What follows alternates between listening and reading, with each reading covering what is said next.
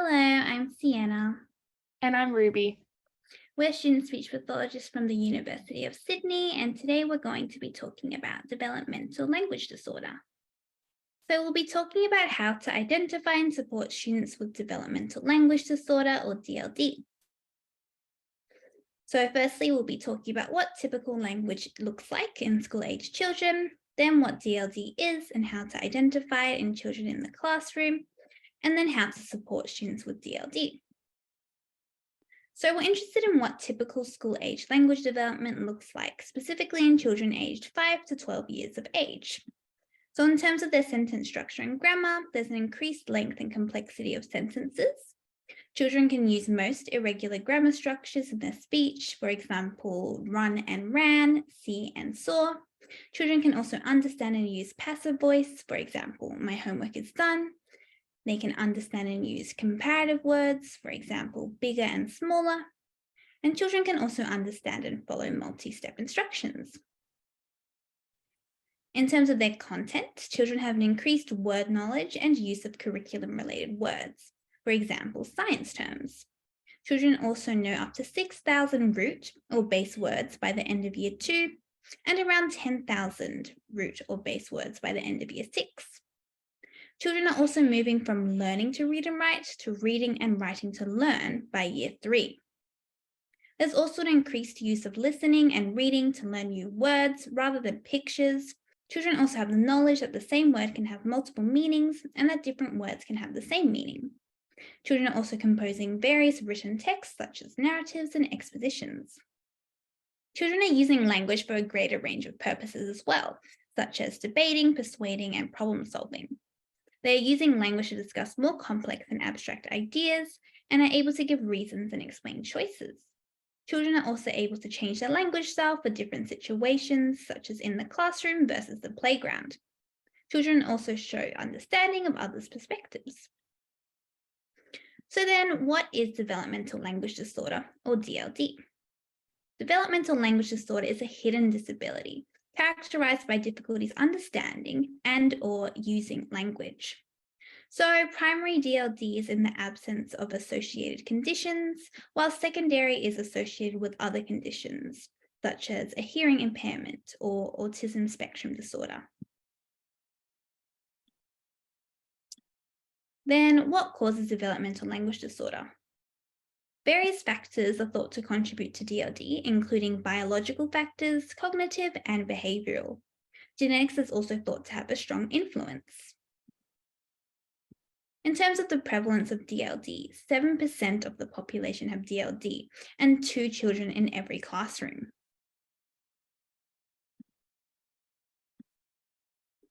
So then, how do we identify students with DLD in the classroom? The overall characteristics of DLD include difficulties understanding language, difficulties with producing language, literacy difficulties, as well as social difficulties. In terms of difficulty understanding language, children with DLD have difficulty understanding complex sentence structures and grammar, a reduced vocabulary knowledge, difficulty following directions and instructions, difficulty understanding higher order language such as figurative language, difficulty understanding social language such as sarcasm, and a slow rate of processing, as well as difficulty retaining information. So this is linked to poor attention, short-term and working memory, and therefore children with DLD are easily distracted in noisy environments as it's difficult to process multiple verbal messages at the same time. In terms of difficulties with producing language, children with DLD will often have immature sounding verbal language, such as short and basic sentences and irregular grammar errors. They also often have a small vocabulary use with word-finding difficulties and an overuse of non-specific terms such as thing and stuff. Children with DLD will also have difficulty using higher order language such as figurative language. In terms of literacy difficulties, children with DLD have difficulties with reading, writing, and spelling, difficulty with inferring meaning, difficulty analyzing and synthesizing texts, difficulty with story retells and story organization, as well as poor phonological awareness and processing skills. In terms of social difficulties, children with DLD can have difficulties with social language such as jokes and sarcasm, difficulties with different registers such as polite versus casual, difficulty with starting and maintaining conversations, difficulty repairing miscommunications, and difficulty using and interpreting body language. So overall, the red flags for DLD in primary school include difficulty speaking with correct grammar, a limited use of complex sentences, using fewer words compared to same age peers, difficulty writing with correct grammar, difficulty understanding word meanings, difficulty following instructions with multiple steps, literacy difficulties including reading, writing, and spelling, difficulty with math, and social difficulties.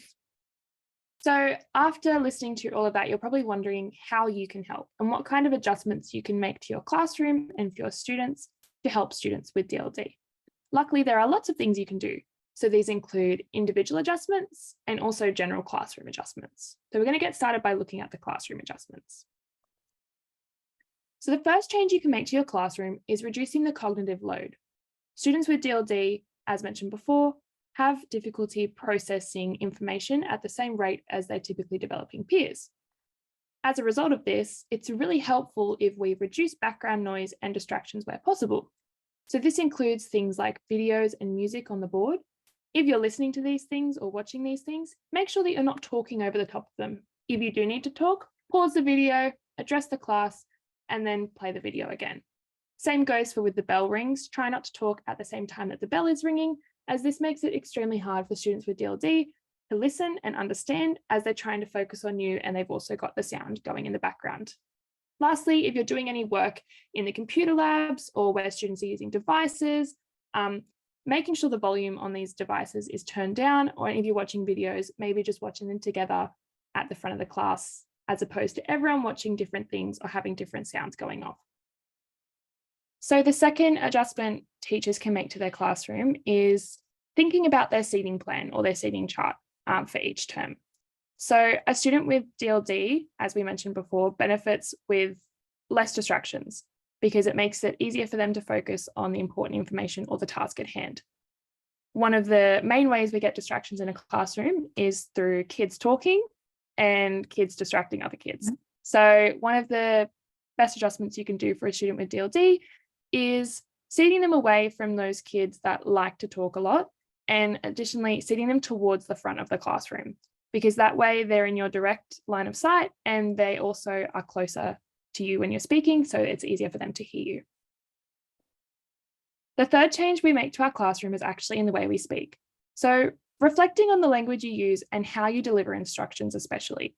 So when giving directions and offering examples, make sure to use simplified words and short sentences. So breaking apart longer sentences into a few short sentences is a lot easier for students to comprehend. So an example of this is a common phrase we hear a lot in classrooms, which is before and then and before and after.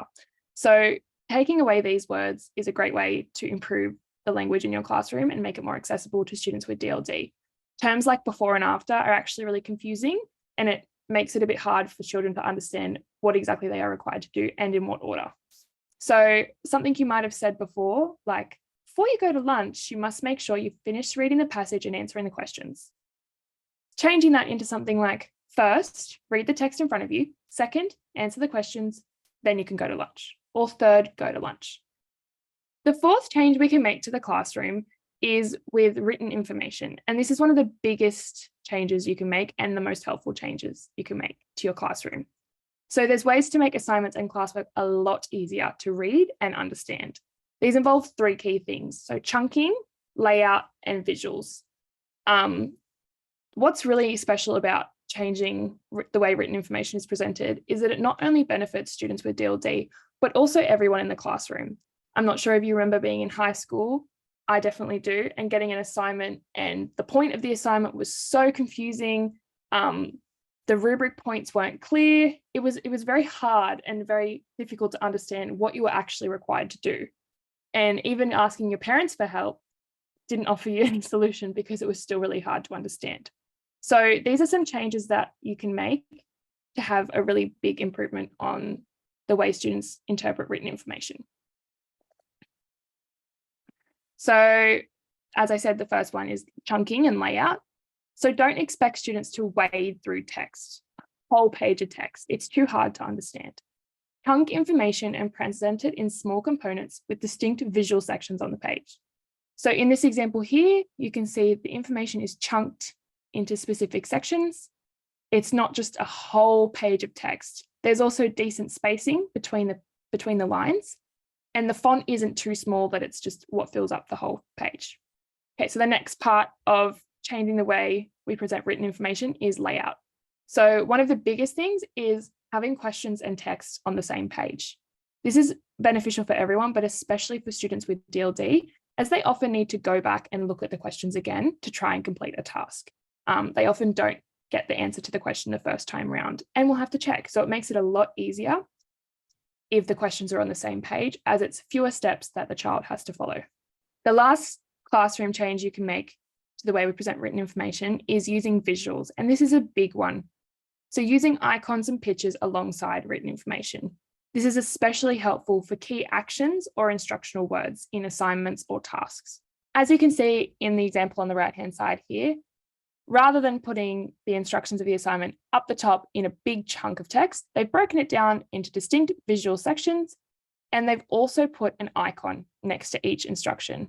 So each action word that they're required to do, so create, calculate, explain, they've all got a visual next to them, so the student knows exactly what they have to do, and it's a lot easier to understand. This also makes it easier for parents or carers to understand if they were asked to help the child with the assignment. The fifth individual change you can make is referring that child on for therapy or additional support. So referring them to the learning and support unit is really important, because that way we can engage with their caregivers to discuss any concerns, and we can provide necessary supports. So this might be an individual learning plan, it could be getting a support teacher, or it could be accessing necessary services such as speech therapy or other things like occupational therapy or psychology. So access to speech therapy is really important for long-term outcomes. And you guys are going to be really crucial in the process of identifying those kids who need it and bringing attention to the learning and support unit so that they can access those services. So as I just said, early identification is really important because speech therapy is really effective. As teachers, you play a massive role in helping students with DLD. You could be the first point of contact, and you could be the first person to notice that this child is delayed or is having difficulty compared to their peers. Kindergarten teachers should be starting to identify kids lagging behind so that they can make adjustments and access therapy services as soon as possible. So this is language therapy focusing on comprehension, and this is language therapy focusing on expression. And as you can see, the improvements for children who had therapy versus no therapy is extremely different. So up here, we're sitting just below 50%. Here, we're sitting nearly at 70%. So speech therapy is very effective, especially for language. And the earlier we get in and help these kids, the better improvements we're going to see.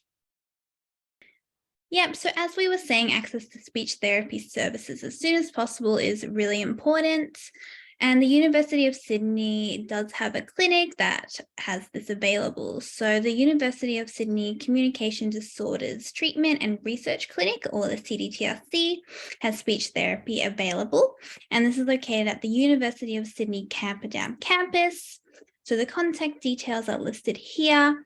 So at this clinic, therapy is provided by student speech pathologists under supervision, and the fees are lower than private therapy. So we have both face-to-face and telehealth services available for children who are in need of support.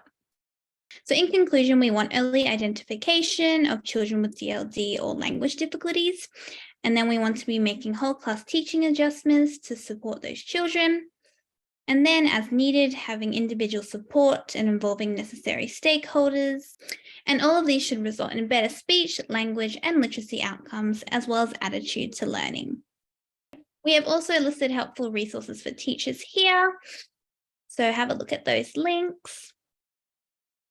And thank you for listening.